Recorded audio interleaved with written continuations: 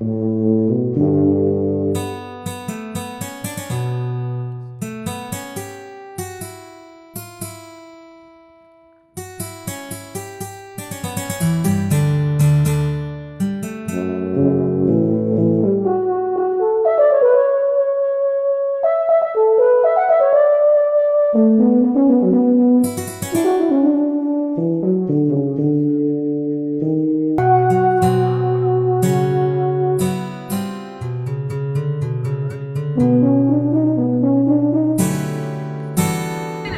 my death, I will be placed in the city of Saqqara, in a pyramid right next to the great Djoser's step pyramid.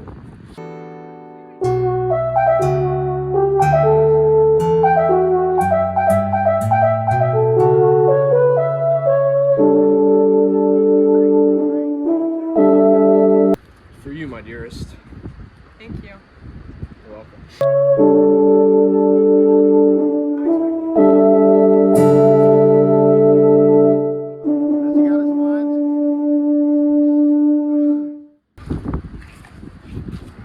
My lovely daughter Iput, this is the future of Egypt.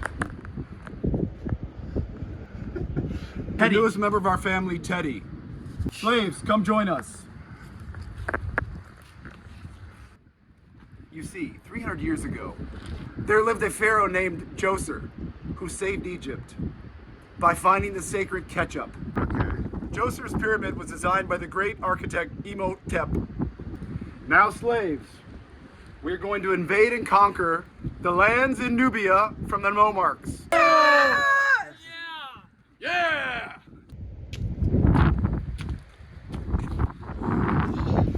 Pharoah Unas is going to invade our lands.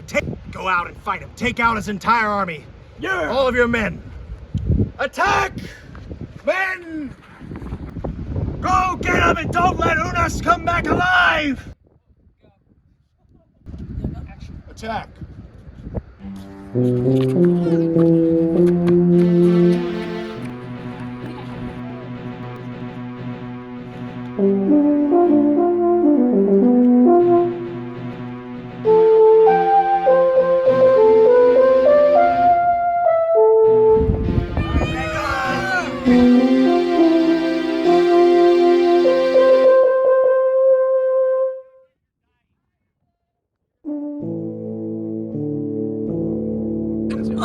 Magical ketchup!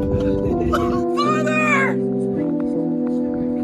Iput, upon my will, the kingdom shall go to Teddy.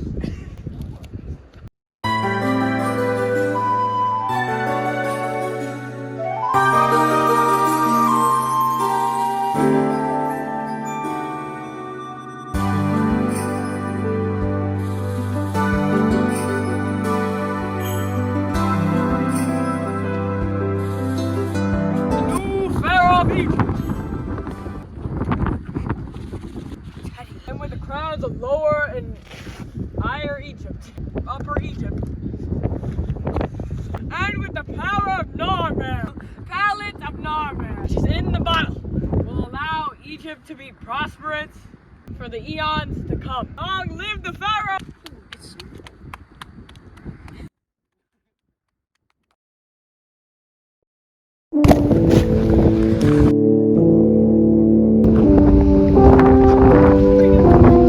Looks like you suffered a great fate there, Unas.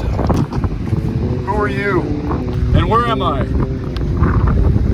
Unas, I am the great god Osiris, the god of the afterlife. You have suffered a great fate in battle. You were the very last pharaoh to rule Egypt in the 5th dynasty.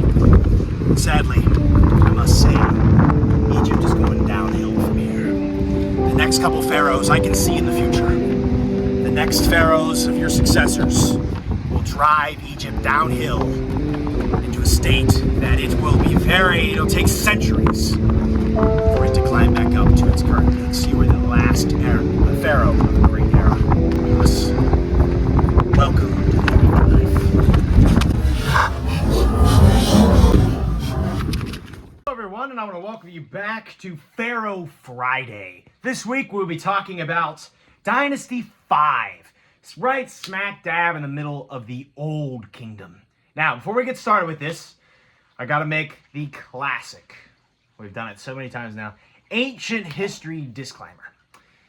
I'm going to be going through the personalities of the 5 of the pharaohs of the 5th dynasty.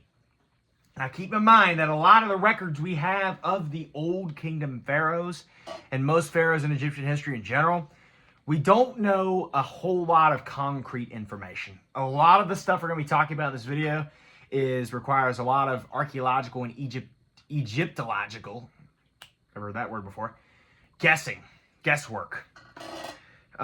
Just because of inscriptions that have been written down on various texts over the years. And keep in mind, a lot of the records of these lists of kings were made centuries after they died. So Dynasty 5 is the period of time that lasted about 150 years during the Egyptian Old Kingdom, the 5th dynasty, which lasted between 2494 and 2345 BC, circa, which means those dates can vary. They're pretty much guesswork.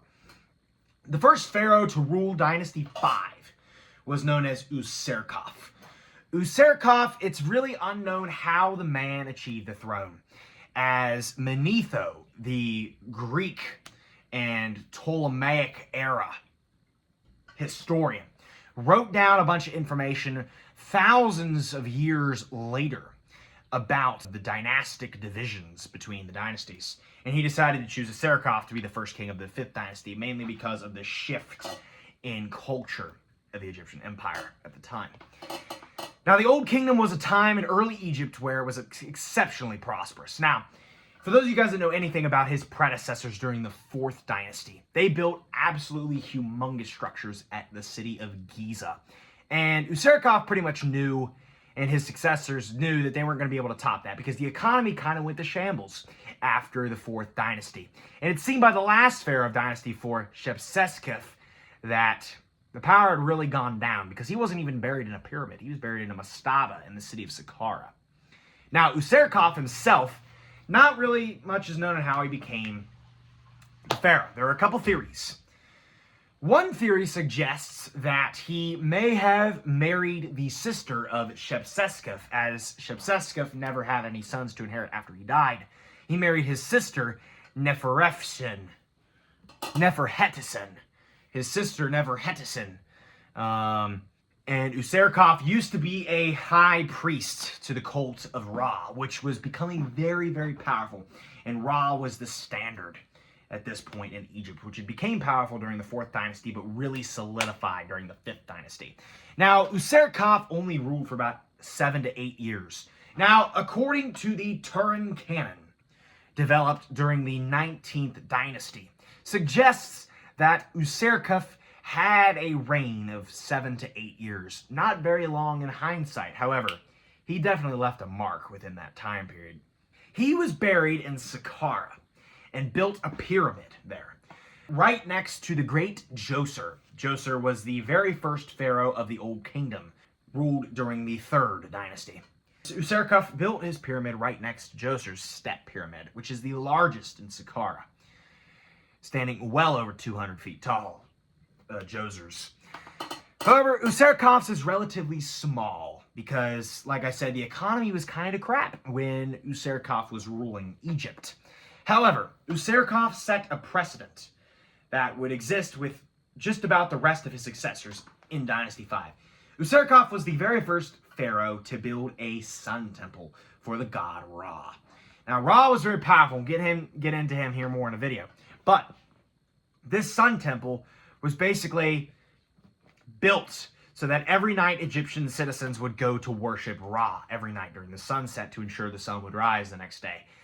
That was a big thing. And he built this sun temple in the city of Abu Sir, making it the very first structure built in the necropolis of Abu Sir, which would be a very common burial place for the rest of the 5th dynasty pharaohs.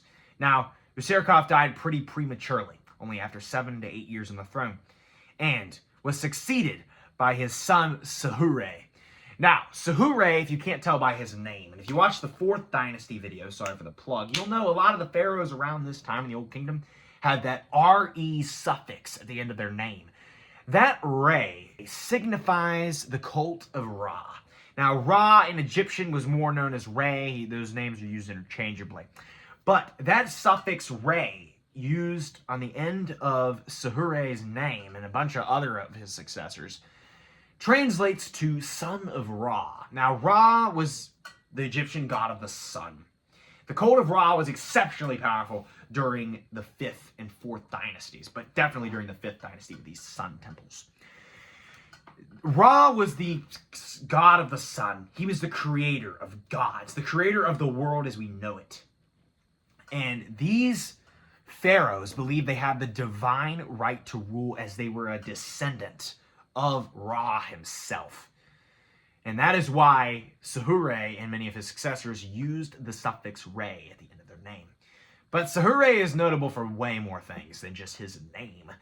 Sahure also built a sun temple in Abu Sir, but he was also the very first pharaoh to be buried in Abu Sir, building many temples as well as his pyramid in Abu Sir, making it the prime residence of the Dynasty 5 pharaohs. On top of his necropolis building, Sahure commissioned many structures. On top of his structures commissions, Sahure also was a very prominent military leader during this time period in Old Kingdom Egypt. He led many invasions, and he grew the navy to the biggest it had ever been, expanding it all the way into leading expeditions all the way into modern-day Lebanon, which is way out of the way. It's miles, hundreds of miles from Egypt, which is pretty insane. He ventured further out than anybody had ever done. He also ravaged minerals from many neighboring kingdoms, such as Libya and the Kingdom of the Punt. Now, the Kingdom of the Punt is pretty interesting. Not much is known about the Kingdom of the Punt in detail, as they left really no archaeological evidence behind after their empire fell. But it lasted a long time, and the only reason we know about it is because of neighboring kingdoms like Egypt talking about it. The Kingdom of the Punt was home to many vast and treasured minerals such as gold, silver, and diamonds that nowhere else in Africa had. Now, the Kingdom of the Punt, it's interesting to know because the Kingdom of the Punt was far more wealthy, especially during this time in Old Kingdom Egypt, far more wealthy than Egypt was. However, they just didn't leave behind any archaeological evidence because the Egyptians were very good at writing stuff down. They ransacked the Kingdom of the Punt, Sahure, under Sahure. So that was pretty nice. The Punt is so unknown that today we don't even really know exactly where it was situated, but we know it was much more vast, and much more rich than Egypt was, especially Old Kingdom Egypt. So most people believe that it was situated somewhere southeast of Egypt, along the Horn of Africa, somewhere in there. But Sahure died building a pyramid in Abu Sir, making him the very first pharaoh to build a pyramid in Abu Sir. Sahure was succeeded by his younger brother, Neferukare Kakan, who's mostly just considered to be called Neferukare. He was the brother of Sahure. Neferukare was most notable because he built more architecturally sophisticated mastabas for his priests and administrators that had never been seen before. Typically before then, if you were not the pharaoh, you didn't get buried in a big crypt. But he made sure that his office holders had that, whom he was fond of and praised. He also brought back diplomatic relations and trade with the kingdoms of Nubia and most of the Levantine coast, which is pretty revolutionary, because that had previously been cut off by Sahure. His older brother Sahure cut off trade with most of the Levantine coast, but Neferukare opened that back up. Now, what's interesting about Neferukare, he also had the largest pyramid built in the necropolis of Abu Sir, standing at 236 feet tall, which is just slightly taller than Menkare's pyramid at Giza, which is the smallest of the three on the Giza plateau.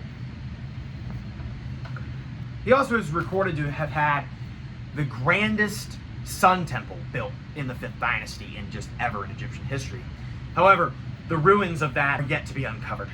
However, one of the most significant parts about this pyramid, besides it being the tallest burial site in Abu Sir. It was also the site where archaeologists discovered the Abu Sir papyrus, which gave us in-depth, it was written in hieratic script, which was the more like cursive for hieroglyphs, as hieroglyphics were pretty hard to make. You know, it took a long time. There was a more slang version called hieratic script, which is what this papyrus was made out of. This gave us very comprehensive information about the Old Kingdom. It is the most renowned text ever discovered during the Old Kingdom period, and a big factor to the reason we know a lot about the information that I'm discussing in this video. However, Neferkare did end up dying after a very prosperous reign for the 5th dynasty, being succeeded by his brother, Shepseskare, who was the third brother in that family, still being a son of Userkaf. Now, Shepseskare, not a lot is known about him, although there is evidence that he existed, because he only reigned for a few months, making him the shortest reign of the 5th dynasty, one of the shortest reigns in Egyptian history.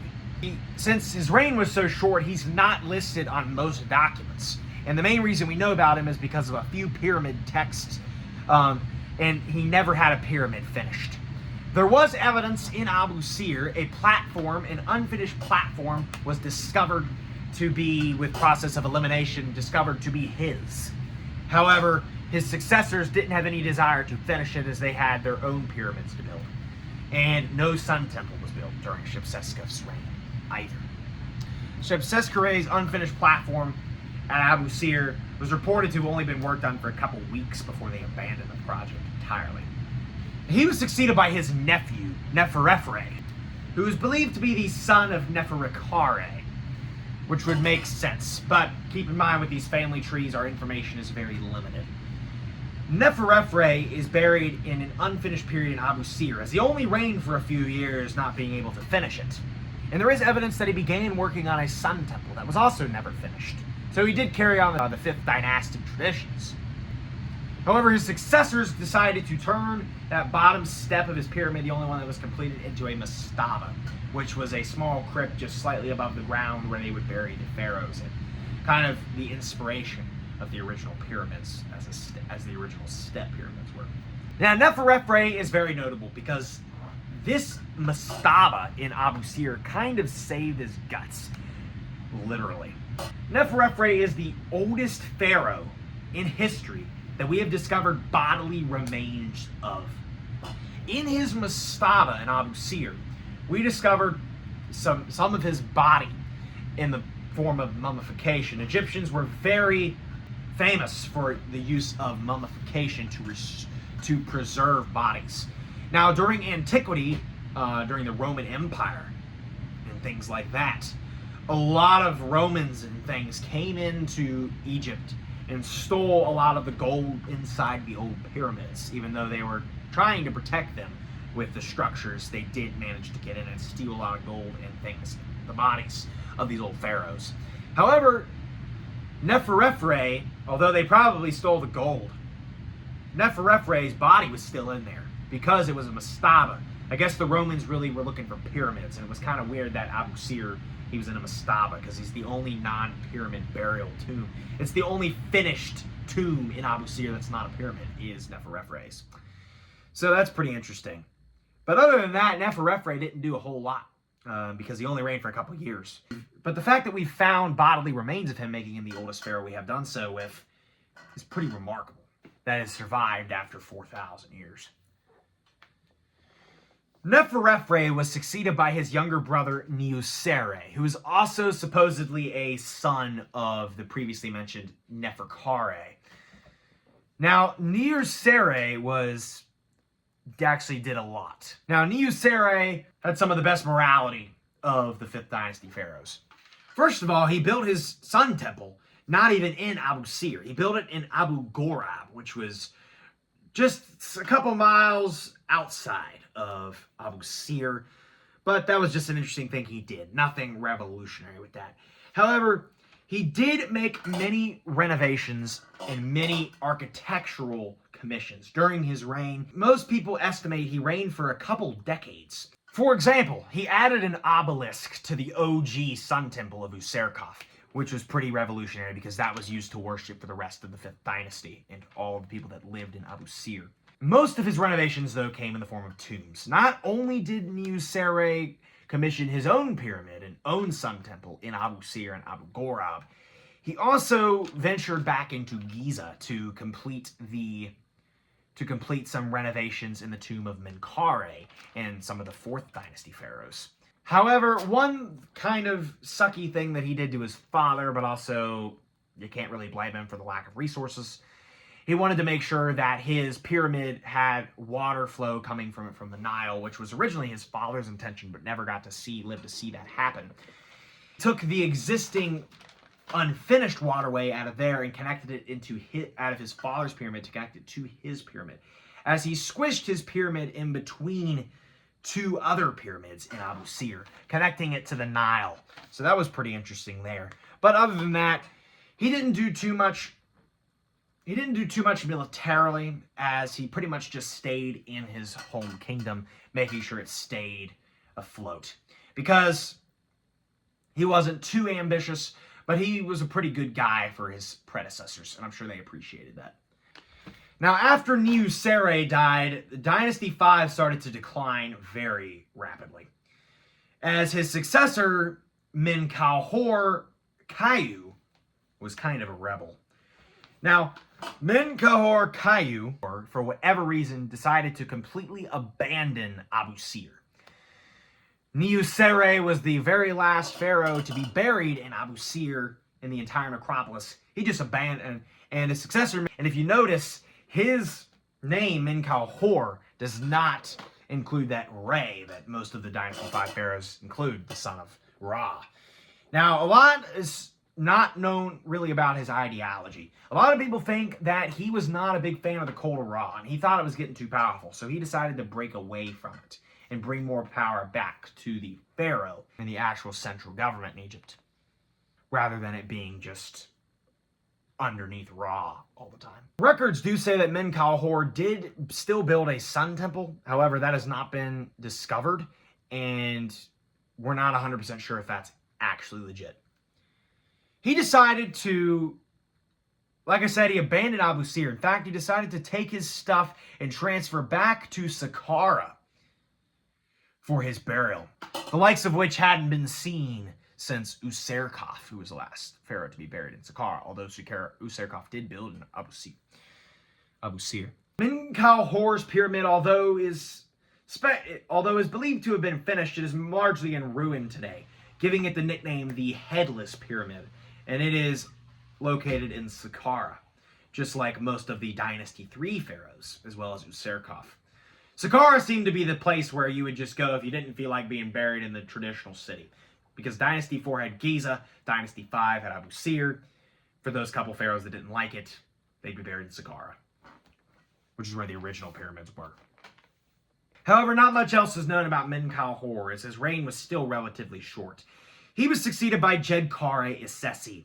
Now, Djedkare Isesi was probably the most rebellious king of the 5th Dynasty, and also the longest reigning total of 40 years. Djedkare Isesi was also buried in Saqqara. He did not decide to go back to Abu Sir. He admired his father in that regard. Now, Djedkare was not a fan of Ra at all. In fact, he did not even build a sun temple. He admired the god of the afterlife, Osiris, and wanted the Egyptian hierarchy to have more of an equal level of power to the gods, and he believed that Ra was just too powerful. So, he distanced the upper and lower class significantly. Djedkare really tried to shift Egypt into an oligarchical society, more so than what it had been before. In fact, he commissioned a statue of himself in the temple of Osiris in Abydos, which was the common burial place and residence of the early dynastic pharaohs, dynasties 1 and 2. On top of his worship for the god of the afterlife, Osiris, he also continued expeditions into the Sinai Peninsula, which a lot of his predecessors had done, ransacking cities and many civilizations, as well as leading campaigns into Nubia and the Punt Kingdom. as mentioned before. Also during Djedkare's reign was the Siege of Canaan. Now, Canaan is a very common biblical place, as it was the arrival of the Israelites into the Promised Land. But this was about 1,000 years prior, and the Siege of Canaan happened during his reign, as depicted in his pyramid temple in Saqqara, which is one of the most notable and traumatic events taking place during Djedkare's 40-year reign. And so he really made Osiris the main god in Egyptian culture as opposed to Ra, because a lot of these newer pharaohs didn't care for Ra a whole lot. Same is true with Djedkare's son Unas, very last pharaoh of Dynasty 5, Unas. Now, Unas was the son of Djedkare, and he is considered to have a pretty lengthy reign as well, spanning for possibly up to 3 decades. Now, Unas, like his 2 predecessors, was also a rebel to the cult of Ra, because by the time Unas was born, the cult of Ra had pretty much ceased to exist. Like them, he was buried in Saqqara, and he had no sun temple. And Unas is depicted in the live-action film. Thank you, Doug, for playing as Unas. That was very appreciated. And Unas' pyramid was actually the smallest of the 5th dynasty. However, it was a very notable pyramid for archaeologists, as inside the pyramid, we found comprehensive religious texts, some of the oldest discovered in the world to this caliber. In other words, a lot that we know about the cult of Ra and Osiris during and in the Egyptian gods that were worshipped during the Old Kingdom come from this text. This is the most comprehensive religious text, the oldest known about in all of world history, that was found in Unas' pyramid. So that was pretty revolutionary for Unas. A lot is speculated because Unas Unas had 2 queens during his reign, and he buried both of them in mastabas. A lot of the times when you had pharaohs who built pyramids, their wives, their queens would be buried in miniature pyramids. However, Unas made his queens be buried in mastabas, in him a pyramid, which was very small. This is likely due to the lack of resources during Unas' reign, as he had many failed campaigns into Nubia. Now, Unas did happen to die without any sons. Therefore, the 5th dynasty came to an end. Now, the shift of power went to Unas' son-in-law. See, Unas had a daughter named Iput, who only lived to be 13 years old. But she was the queen and married Teti, who ended up succeeding Unas upon his death. Unas gave the throne to Teti, making Teti the very first pharaoh of the 6th dynasty. And with that, the Old Kingdom starts to decline. Alright guys, so that's going to include episode 5 of Pharoah Phriday. Let me know what you guys thought about that. And yeah, be sure to let me know down in the comments below what you guys thought about that. And I'll see you guys next time. And thank you to all of the contributions of our actors during the live action clip at the beginning of this. We're going to credit them right now so you guys can see that without all said and done. Thank you guys for watching. Be sure to comment, like, subscribe. We'll see you guys next time for the next episode of Pharoah Phriday. Goodbye. Wah!